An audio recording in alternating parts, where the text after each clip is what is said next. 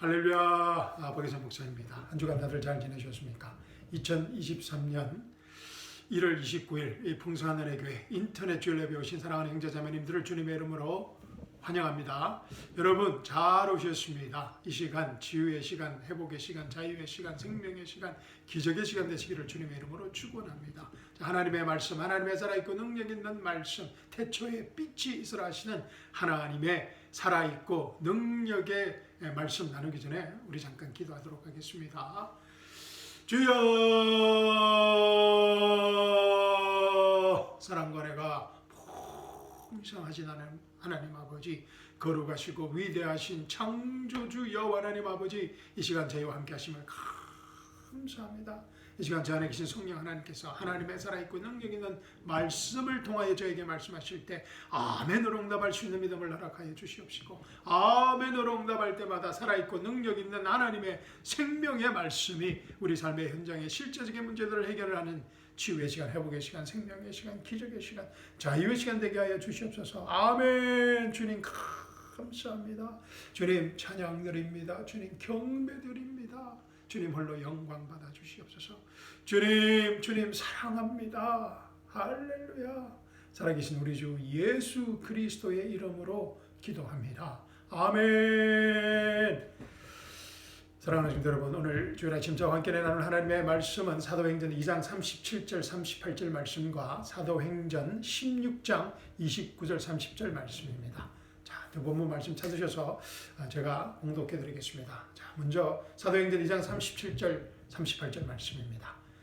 그들이 이 말을 듣고 마음의 찔림을 받아 베드로와 다른 사도들에게 말하기를, 형제 여러분, 우리가 어찌하여 하리까? 라고 하니 베드로가 그들에게 답변하기를, 회개하라. 그리고 제들의 사함받은 것으로 인하여 너희 각자는 예수 그리스도의 이름으로 침례를 받으라. 그리하면 너희가 성령의 선물을 받으리라. 아멘.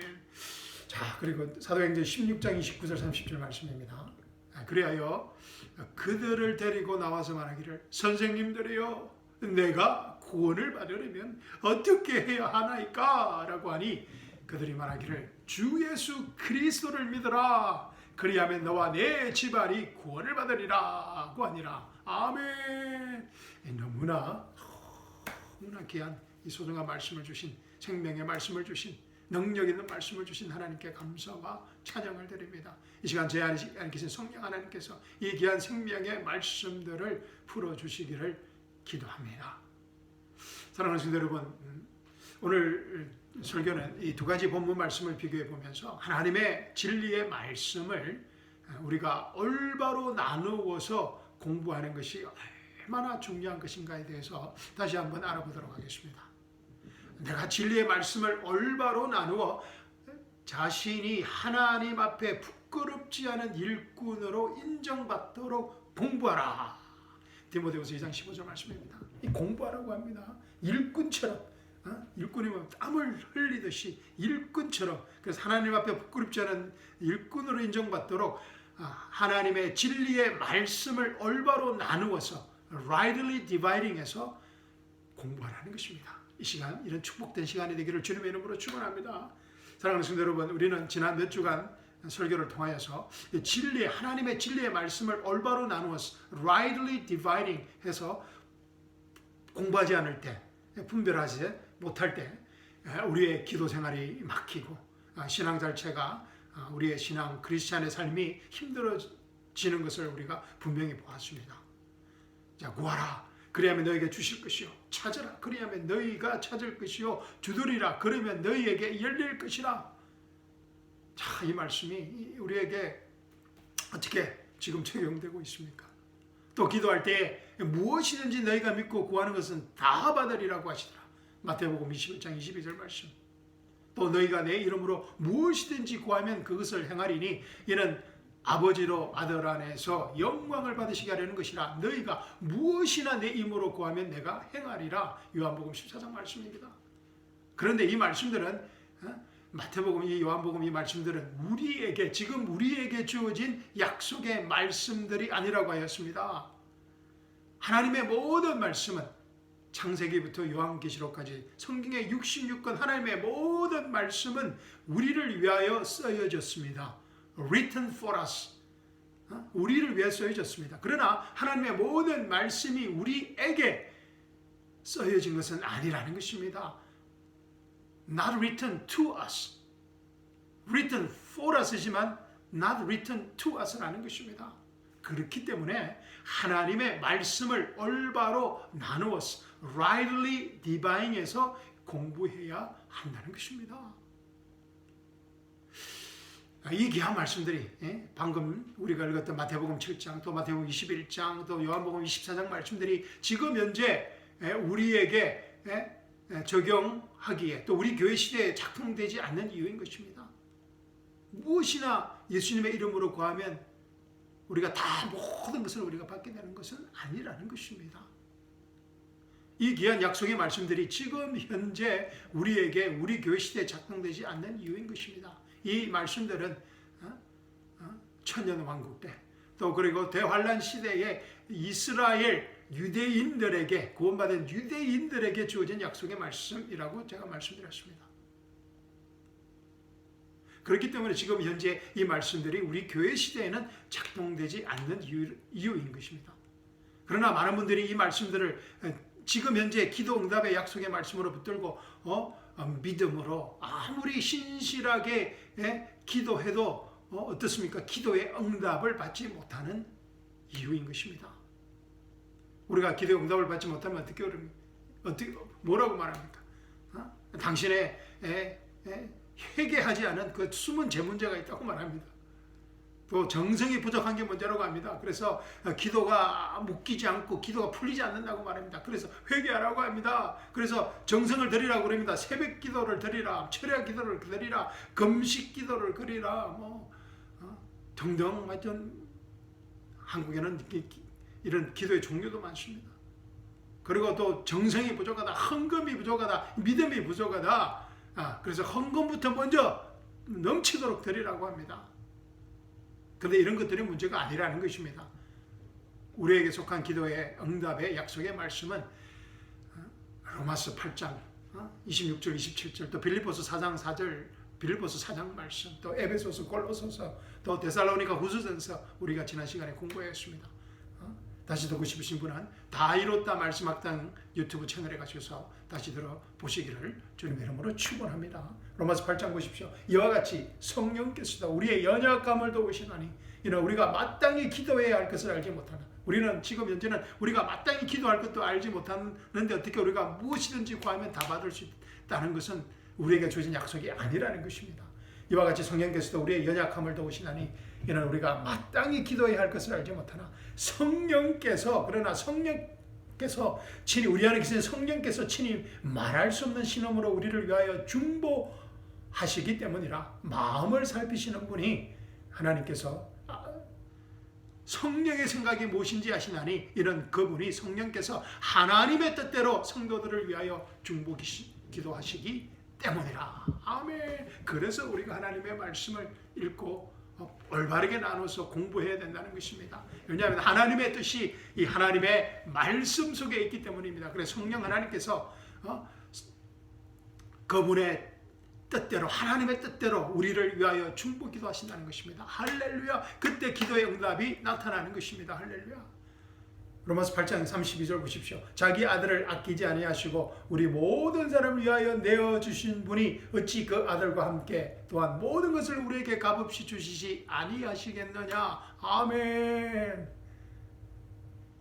빌립보서 4장 말씀입니다. 주 안에서 항상 기뻐하라. 내가 다시 말하노니 기뻐하라.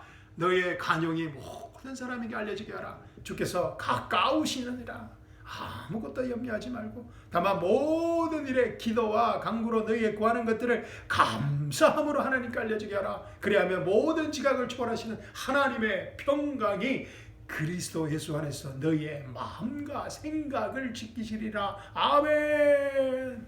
이 말씀들이 우리에게 주어진 약속의 말씀들이라는 것입니다. 사랑하는 성도 여러분, 그래서 우리가 본문 안에서 하나님의 경륜에 따라서 하나님의 진리의 말씀을 올바로 나누어서 공부해야 하는 이유인 것입니다. 그렇지 않으면 우리의 기도 생활이 막혀버립니다. 왜냐하면 이 기도의 응답이 나타나지 않기 때문입니다. 그리고 신앙생활에 아주 큰 이 혼돈이 옵니다. 하나님의 약속의 말씀이 진짜인가? 마태복음 7장 7절 말씀이 정말 약속의 말씀인가? 약속의 말씀으로 내가 믿는데 왜 응답이 없을까? 요한복음 14장 말씀이 왜 이 약속의 말씀이 진짜인가? 하나님께서는 왜 나의 기도를 이 말씀에 기초한 마태복음 7장 7절 말씀을 붙들고 기도하는 나의 기도를 왜 들으시지 않는 것일까? 하나님의 사랑을 의심하게 됩니다. 하나님의 말씀을 의심하게 됩니다. 결국은 우리의 구원에 대한 확신까지 없어지게 됩니다. 하나님께서는 나를 사랑하지 않으시는 모양이다. 기도의 응답을 주시지 않는 것을 보니까 그러니까 기도하지 않게 됩니다. 하나님과 대화가 끊어지게 된다는 것입니다. 자, 오늘 본문 말씀도 하나님의 경륜에 따라서 우리가 올바로 나누어서 공부하지 않으면, 읽고 이해하지 못하면 결국 또 이런 비참한 결론에 도달하게 됩니다. 구원에 대한 확신이 없어지게 됩니다. 이만큼 심각한 문제가 어디에 있습니까? 자, 사도행전 2장 37절 38절 보십시오. 그들이 이 말을 듣고 마음에 찔림을 받아 베드로와 다른 사도들에게 말하기를, 형제 여러분, 우리가 어찌하여야 하리까? 라고 하니 베드로가 그들에게 답변하기를, 회개하라. 그리고 제들을 사함받은 것으로 인하여 너희 각자는 예수 그리스도의 이름으로 침례를 받으라. 그리하면 너희가 성령의 선물을 받으리라. 자, 어떤 내용입니까? 오순절날 베드로의 설교를 들은 예수님께서 십자가에 죽으시고 장사 지내시고 부활하시고 40일 동안 제자들과 함께 지내시다가 지금 성천하시고 난 다음 사도행전 2장에서 오순절 사건이 일어났습니다. 그래서 오순절날 사건,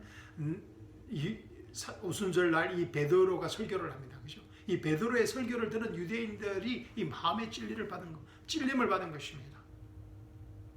형제 여러분, 우리가 어찌하여야 하리까? 야, 그러면 우리가 이 베드로의 설교를 읽어봐야 되지 않겠습니까? 당연히 읽어봐야 됩니다. 그죠? 본문 안에서 우리가 읽어봐야 된다고 제가 매주 말씀드립니다. 그래서 적어도 본문 말씀의 전과 후는 우리가 읽어봐야 됩니다. 사도행전 전체를 또 읽어봐야 됩니다. 자, 베드로의 설교 사도행전 2장 숙제로 내어드리겠습니다. 꼭 읽어보셔야 됩니다. 그래야 이 박 목사가 정말 바른 말을 하는지 올바로 나눠서 성경을 풀이하는지 여러분들이 판단하실 수 있을 것입니다. 자, 사도행전 2장 14절 36절까지는 적어도 읽어보셔야 됩니다. 그래서 오늘 이 시간은 시간 관계상 36절 베드로의 오늘 본문 말씀 바로 전에 나오는 사도행전 2장 36절 말씀을 보도록 하겠습니다. 읽어보도록 하겠습니다. 자, 사도행전 2장 36절입니다. 그러므로 이스라엘의 온 집이 분명히 알 것은 너희가 십자가에 못 박은 이 예수를 하나님께서 주와 그리스도가 되게 하신 것이라고 하더라. 아멘. 베드로가 오순절날 이 설교를 통하여 이 유대인들이 하나님이신 메시아이신 하나님이시고 메시아, 약속된 메시아이신 이 예수를 십자가에 못 박아 죽였다는 사실을 증거하자 온 유대인들이 베드로의 설교를 듣던 유대인들이 마음의 찔림을 받고 질문하는 장면입니다. 형제 여러분, 우리가 어찌하여야 하리까? 아주 귀한 질문입니다. 그죠? 이 질문에 대한 베드로의 답변입니다. 회개하라. 회개하라.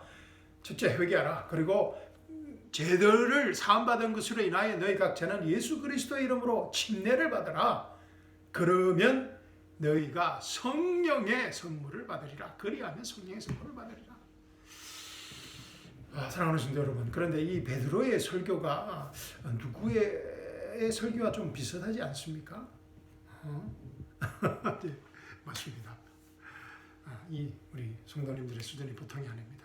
침례 요한의 설교와 비슷합니다. 자, 마가복음 1장 4절과 5절 보십시오.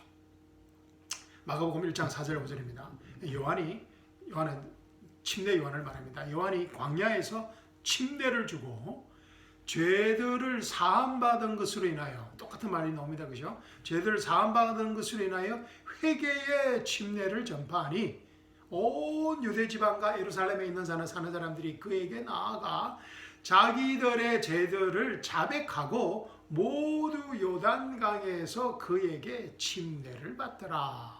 아멘. 자, 누가복음 또 7장 29절 30절 보십시오. 그 말을 들은 모든 백성과 세리들은 요한의 침례로 침례를 받았기에 하나님을 의로우시다고 하더라. 그러니까 요한의 침례를 받은 사람들은 하나님을 억셉트했다는 것입니다. 하나님을 의로운 하나님으로 받아들였다는 것입니다. 30절 보십시오. 그러나 바리새인들과 율법사들, 종교 지도자들은 침례 요한에게서 침례를 받지 않았으므로 자신들을 거슬러 하나님의 뜻을 배척하더라. 아멘.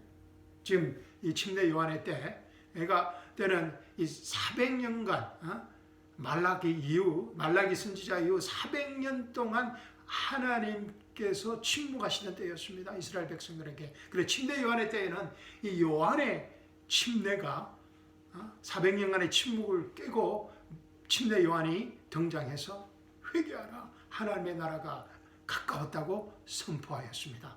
The kingdom of heaven is at hand. 손으로 잡을 수 있을 정도로 하나님의 나라가 kingdom of heaven이 나타났다는 것입니다. 왜냐하면 그 kingdom of heaven의 king, 왕이 메시아가 오셨기 때문입니다. 그래서 침례 요한의 때에는 이 요한의 침례가 구원의 증거가 되었습니다.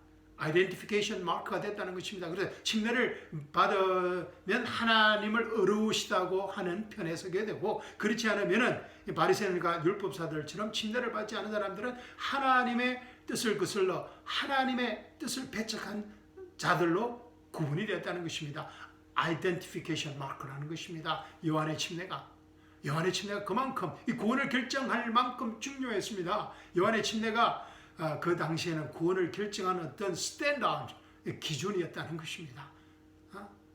요한 당시에는 요한의 침례가 하나님 나라의 구원의 경영 방식, 하나님의 경륜이었다는 것입니다. The administration, management of the God's kingdom, 하나님 나라의 어떤 경영 방식, 경륜이라는 뜻입니다. 경륜이었다는 것입니다.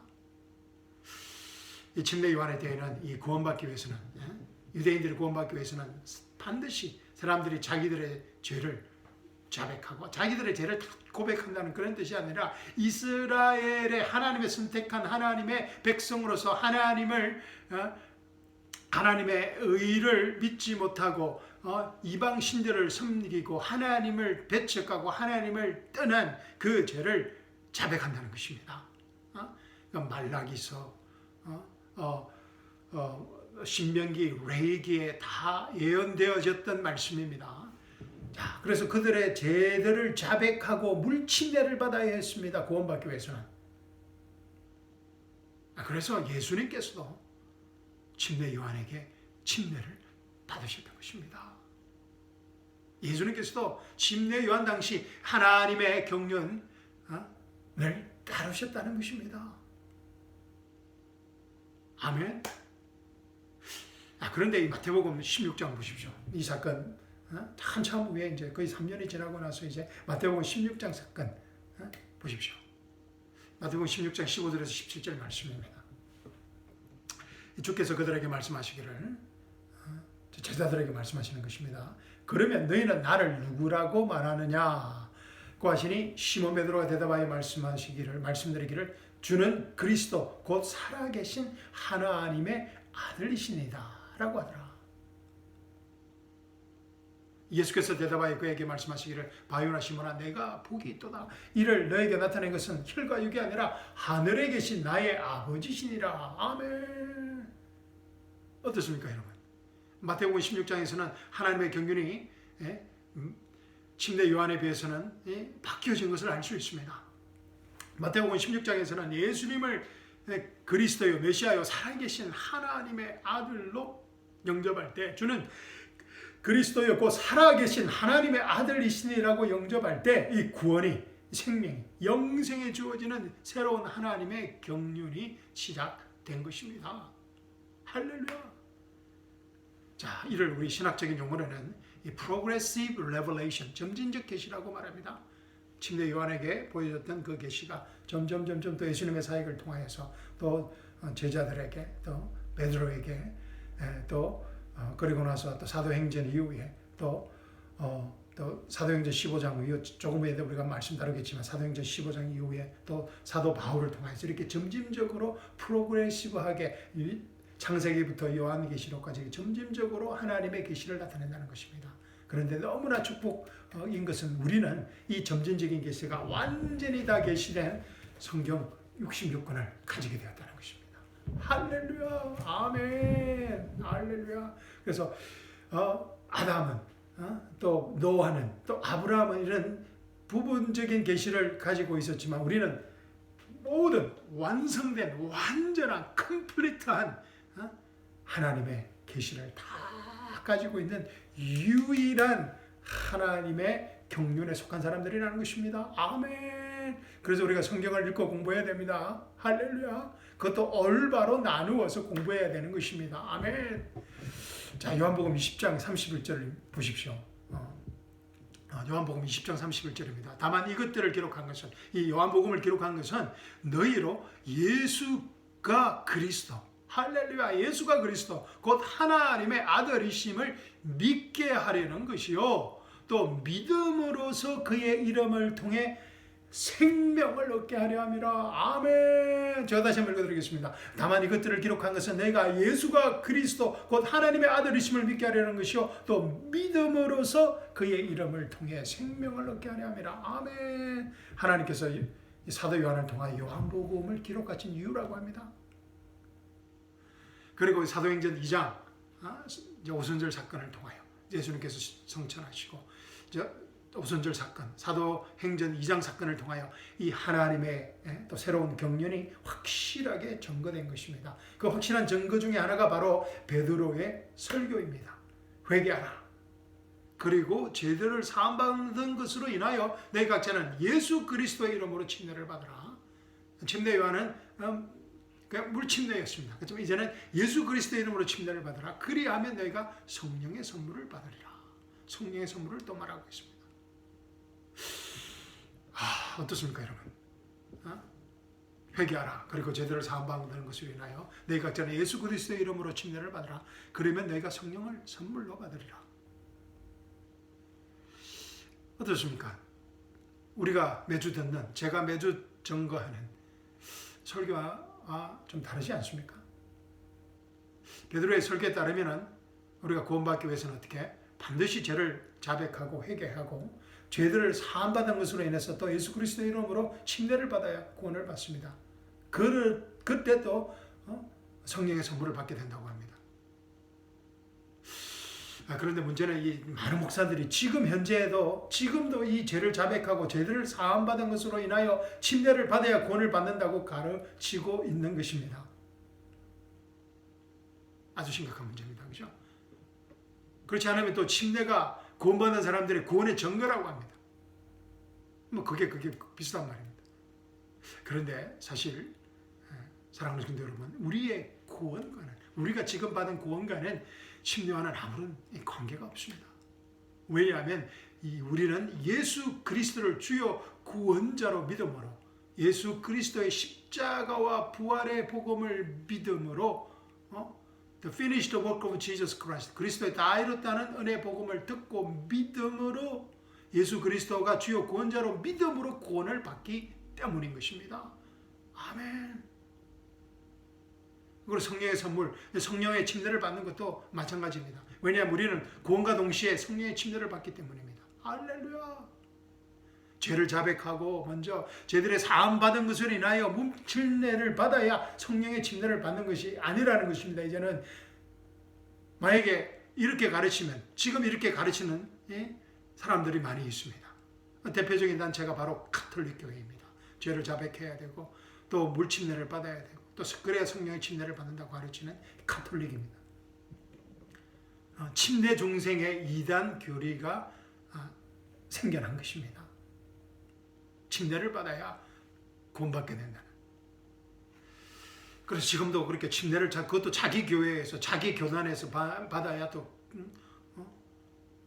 구원을 받는다고 합니다. 사도행전 8장과 19장에 보면 구원은 받았지만 그 당시 구원은 받았지만 성령의 선물을 받지 못한 사마리아인들과 침례 요한의 제자들이 있었습니다. 이들은 침례 요한의 침례만 물침례만 받은 사람들이었습니다. 사도행전 8장 14절 17절 보십시오. 사도행전 8장 14절 17절입니다. 예루살렘에 있던 사도들이 사마리아가 하나님의 말씀을 받았다는 말을 듣고 그들이 베드로와 요한을 그 사람들에게 보내니라. 그들이 내려가서 사마리아인들이 성령을 받도록 기도하니 이는 성령께서 아직 그들의 가운데 아무에게도 내리신 적이 없고 다만 주 예수의 이름으로 침례만 받았습니다. 그때 두 사도가 그들에게 안수하니 그들이 성령을 받으니라. 아멘. 그런데 사랑하는 성도 여러분, 이 사건은 사마리아인들에게 2000년 전 사마리아인들에게 소수의 사마리아인들에게 준 일시적인 사건이라는 것입니다. 이 이례적인 일시적인 사건을 교리화할 수 없는 것입니다. 그런데 지금 현재에도 많은 목사들이 이 강대상에서 능력 있는 목사의 안수를 받아야 성령을 받는다고 가르치고 있습니다. 능력 있는 목사. 명백히 잘못된 교리입니다. 왜냐하면 지금 우리 은혜복음 시대에는 The dispensation of grace, 하나님의 은혜의 경륜의 시대에는 우리가 구원받을 때 성령의 침례를 동시에 받기 때문입니다. 아멘. 구원받고 나서 능력 있는 목사의 안수 기도를 받아야 성경 침례를 받는 것이 아니라는 것입니다. 사도행전 8장이 지금 우리에게 적용되는 말씀이 아니라는 것입니다. 과거에 저도 이 사실을 몰라서 안수기도 능력 있는 목사한테 안수기도 받으려고 머리를 많이 내밀었습니다. 그리고 목사 되고 나서도 안수기도를 더 많이 했던 그런 아픈 기억이 있습니다. 자, 사도행전 19장 보십시오. 1절부터 7절 말씀입니다. 이 아폴로가 고린도에 있을 때, 사도행전 19장 1절에 7절입니다. 아폴로가 고린도에 있을 때 바울이 북부지방을 격려하여 에베소로 와서 어떤 제자들을 만나 그들에게 말하기를 너희가 믿은 후에 성령을 받았느냐? 너희가 믿은 후에 성령을 받았냐라고 하니 그들이 말하기를 우리는 성령이 있다는 것조차 듣지 못했나이다 라고 하니라. 그가 그들에게 말하기를 그러면 무슨 침례를 받았느냐라고 하니 그들이 말하기를 요한의 침례니이다 라고 하더라. 그러자 바울이 말하기를 요한은 정령 회개의 침례로 침례를 주면서 백성들에게 자기 뒤에 오실 이 곧 예수 그리스도 예수를 믿어야 한다고 말하였노라고 하니 그들이 이 말을 듣고 주 예수의 이름으로 침례를 받더라. 그리하여 바울이 그들에게 안수하니 성령께서 그들을 위해 임하시어 그들이 방언들로 말하며 예언하니 그들은 모두 12명쯤 되니라. 아멘. 자, 여러분 어떻습니까? 사도행전 8장과 19장이 틀렸다는 것이 아닙니다.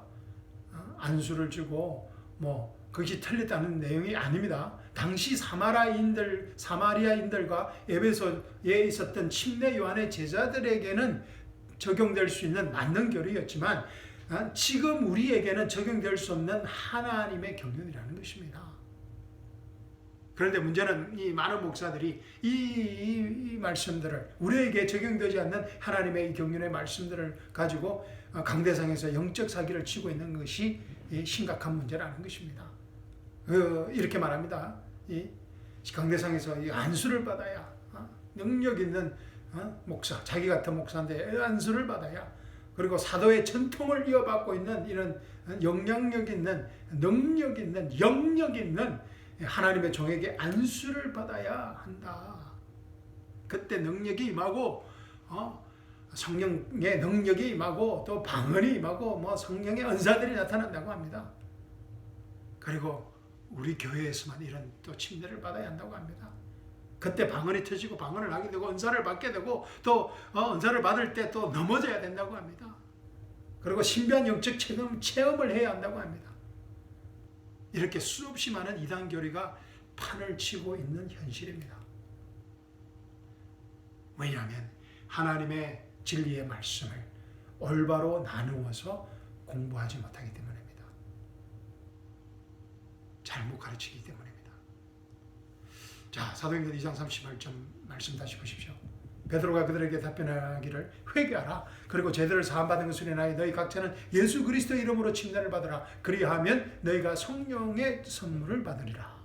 이 베드로의 답변은 사도행전 2장의 오순절 날 베드로의 설교를 듣던 유대인들에게 주어진 말씀입니다. 이 말씀을 지금 우리에게 적용해서는 안 된다는 것입니다. 왜냐하면 하나님의 경륜이 바뀌었기 때문입니다. 그 결정적인 사건이 무엇입니까? 그 결정적인 사건이 바로 사도행전 15장 예루살렘 공회 사건입니다. 사도행전 1장부터 15장까지 다 읽어보셔야 됩니다. 숙제입니다. 자, 시간 관계상 사도행전 15장 6절에서 11절 말씀 보도록 하겠습니다. 사도행전 15장 6절에서 11절입니다. 그때에 사도들과 장로들이 이 문제를 논의하려고 함께 모였는데 어떤 문제입니까? 예루살렘 교회에 내려와서 안디옥 교회 성도들에게 크리스천들에게 뭐라 그럽니까? 모세 율법에 따라서 모세의 할례를 받지 않으면 구원을 받을 수 없다고 말한 것입니다. 잘못 티칭을 한 것입니다. 그죠? 자, 그때 사도들과 장로들이 이 문제를 논의하고 하려고 함께 모였는데 많은 논의가 있은 후에 베드로가 일어나서 그들에게 말하기를 형제 여러분, 당신들이 아는 대로 하나님께서 오래전부터 우리 가운데 택하시어 나의 입을 통하여 이방인들의 복음의 말씀을 듣고 믿게 하셨느니라. 사도행전 10장 사건을 말하는 것 같습니다. 그죠? 마음을 아시는 하나님께서 우리에게 행하신 것과 마찬가지로 그들에게도 전가하시어 성령을 주셨으며 우리와 그들 사이에 어떤 차이도 두지 아니하셨으니 믿음으로 그들의 마음을 정결케 하셨느니라. 그런데 이제 너희가 어찌하여 하나님을 시험하여 우리의 조상이나 우리도 감당할 수 없었던 멍에를 제자들의 목에 걸려고 하느냐? 우리는 주 예수 그리스도의 은혜로 구원받는 것을 믿으며 그들도 마찬가지니라고 하더라. 아멘. 사랑하는 성도 여러분, 이 베드로의 설교가 이 오순절날 사도행전 2장의 설교가 완전히 달라지지 않았습니까? 왜냐하면 베드로 자신이 하나님의 경륜이 바뀌어진 사실을 분명히 알았기 때문입니다. 어떻게 알았습니까? 사도행전 10장 코넬료 백부장의 사건을 통해서 하나님의 경륜이 바뀌어진 사실을 분명히 알았기 때문에 사도행전 15장에서 이런 설교가 나오는 것입니다. 이런 증거가 나오는 것입니다. 아멘. 그리고 사도행전 15장 사건 이후 베드로와 사울의 사역의 방향이 분명하게 결정됩니다. 갈라디아서 2장 읽어보셔야 됩니다. 베드로는 믿는 유대인들에게, 바울은 또 믿지 않는 유대인들과 이방인들에게 사역의 방향이 결정됩니다. The gospel of circumcision, the gospel of uncircumcision, 두 가지 복음의 사역이 결정되는 것입니다. 오늘 설교의 두 번째 본문 말씀이 사도행전 16장 29절 37절 말씀 다시 보십시오. 그리하여 그들을 데리고 나와서 말하기를 선생님들이여 내가 구원을 받으려면 어떻게 하여야 하나이까? 바울과 실라를 말합니다. 그렇죠? 그들이 말하기를 주 예수 그리스도를 믿어라. 주 예수 그리스도를 믿어라. 그리하면 너와 내 집안이 구원을 받으리라. 아멘. 어떻습니까 여러분?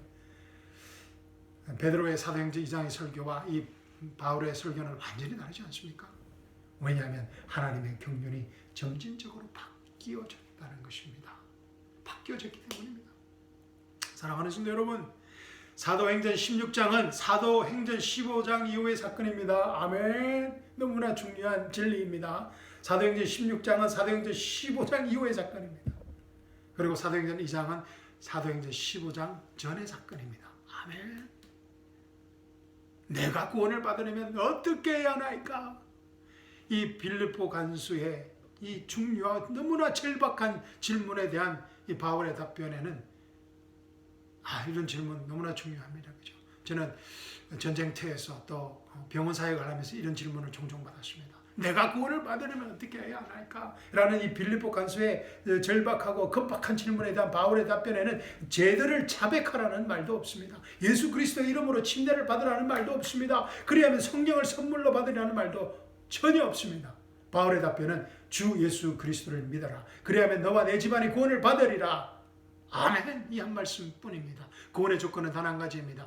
예수를 주여 그리스도로 믿으라는 것입니다. 아멘. 그러면 내가 구원을 받으면 어떻게 해야 하나이까? 라는 질문에 이 로마서는 어떻게 말하고 있습니까? 너무나 많은 말씀이 있지만 로마서 6장 3절에서 5절 말씀 보도록 하겠습니다. 예수 그리스도 안으로 침례받은 우리가 그의 죽으심 안으로 침례받은 것을 알지 못하느냐? 이 침례는 물침례와는 전혀 관계가 없는 그리스도의 죽음 안으로 침례받는 것을 말합니다. 성령에 의해서. 그러므로 우리가 죽음 안으로 침례를 받아 그와 함께 장사되었으니 이는 아버지의 영광으로 인하여 그리스도께서 죽은 자들로부터 일으켜지심과 같이 우리도 또한 생명의 새로운 가운데서 행하게 하려 함이니라. 만일 우리가 그의 죽으심의 모양으로 함께 심겨졌다면 또한 그의 부활하심의 모양과 같이 되리라. 아멘. 우리가 예수 그리스도의 죽으심 안으로 침례를 받음으로 말미암아 예수 그리스도의 부활의 생명을 가지게 되었습니다. 아멘. 고린도전서 12장 12절 13절 보십시오. 몸은 하나인데 많은 지체가 있고 한 몸의 지체는 많아도 모두 한 몸인 것처럼 그리스도께서도 그러하시니라. 유대인이나 이방인이나 종이나 자유인이나 한 성령에 의하여 우리 모두가 한 몸 안으로 침례를 받았으며 또 모두가 한 성령 안으로 마시게 되었느니라. 아멘. 더 이상 물침례가 아닌 한 성령에 의한 예수 그리스도의 몸의 일지체가 되는 성령 침례를 우리는 구원과 동시에 받게 되었다는 것입니다. 아멘. 골로새서 2장 8절 9절 10절 말씀입니다. 아무도 너희를 철학과 헛된 속임수로 노략질하지 못하도록 주의하라. 그것들은 사람의 전통과 세상의 유치한 원리를 따른 것이며 그리스도를 따른 것이 아니니라. 그분 안에는 신격의 모든 충만함이 몸의 형태로 거하시나니 너희도 모든 정세와 권세의 머리신 그의 안에서 온전하게 되느니라. 아멘. 사랑하는 성도 여러분, 우리가 예수 그리스도 안에서 가지게 된 새 정체성입니다. New identity입니다. You are complete in Christ Jesus. Dwells all the fullness of God. 모든 신격의 모든 충만함이 몸의 형태로 우리 안에 거하게 됐다는 것입니다. 할렐루야. 그러므로 세상 철학과 사상과 종교의 헛된 속임수와 사람의 전통과 세상의 유치한 원리, 거짓 교리에 속지 말라는 것입니다. 사랑하는 성도 여러분, 우리는 사도행전 2장의 유대인들과는 완전히 다른 하나님의 은혜의 경륜에 속한 사람들입니다. 정말 우리는 너무나 복된 사람들입니다. 그래서 로마서, 에베소서, 야고보서 이 모든 이 바울의 서신서들을 우리에게 보내진 사랑의 서신서들을 읽어야 합니다. 그런데 많은 목사들이 강대상에서 사도행전 2장을 마치 우리에게 속한 하나님의 경륜처럼 선포하고 가르치는 것입니다. 사랑하는 성도 여러분, 하나님의 경륜에 따라서 하나님의 말씀을 올바로 나누어서 공부하지 않으면 우리의 구원에 대한 확신도 혼란스럽게 되어버립니다. 우리 주위에 혼돈스럽고 힘든 크리스천의 삶을 사는 사람들이 많은 이유인 것입니다. 성경을 읽고 기도해도 이렇게 어렵고 혼돈스럽고 힘든 크리스천의 삶을 사는 이유가 하나님의 말씀을 올바로 나누어서 공부하지 못하기 때문인 것입니다. 사랑하는 성도 여러분, 오늘 이 순간부터는 지금부터는 이런 혼돈스럽고 힘든 크리스천의 삶을 완전히 정산할 수 있기를 주님의 이름으로 축원합니다. 이를 위해서 우리가 먼저 로마서부터 매일 한 잔씩 읽어보면 어떻겠습니까? 자, 본문 말씀 읽고 설교 마치도록 하겠습니다. 사도행전 2장 37절 38절입니다. 그들이 이 말을 듣고 마음의 찔림을 받아 베드로와 다른 사도들에게 말하기를 형제 여러분 우리가 어찌하여 하리까 하니 베드로가 그들에게 답변하기를 회개하라. 그리고 제들의 사함받은 것을 인하여 너희 각자는 예수 그리스도의 이름으로 침례를 받으라. 그래야만 너희가 성령의 선물을 받으리라. 사도행전 16장 29절 30절입니다. 그리하여 그들을 데리고 나와서 말하기를 선생님들이여 내가 구원을 받으려면 어떻게 해야 하나이까? 라고 하니 그들이 말하기를 주 예수 그리스도를 믿어라. 그래야만 너와 내 집안이 구원을 받으리라고 하니라. 아멘. 사랑하는 성도 여러분, 여러분은 현재 어떤 하나님의 경륜에 서 있습니까? 사도행전 2장입니까? 아니면 사도행전 16장입니까? 아니면 로마서 6장입니까? 에베소서 1장입니까? 골로새서입니까? 사랑하는 성도 여러분, 이번 한 주간도 다 이뤘다는 은혜 복음의 하나님의 경륜 안에서 우리에게 속한 모든 하나님의 축복의 권리와 특권을 누리는 또 그것들을 나누어주는 복된 생명의 한 주간이 되시기를 주님의 이름으로 축원합니다. 무엇보다 우리에게 주어진 하나님의 신비의 계시의 이 하나님의 은혜의 경륜의 복음을 우리 자녀들과 이웃들과 친지들에게 마음껏 나누어주는 생명의 한 주간이 되시기를 주님의 이름으로 축원합니다. 아멘. 감사합니다. 여러분 사랑합니다. 다음 주에 뵙도록 하겠습니다. 아멘.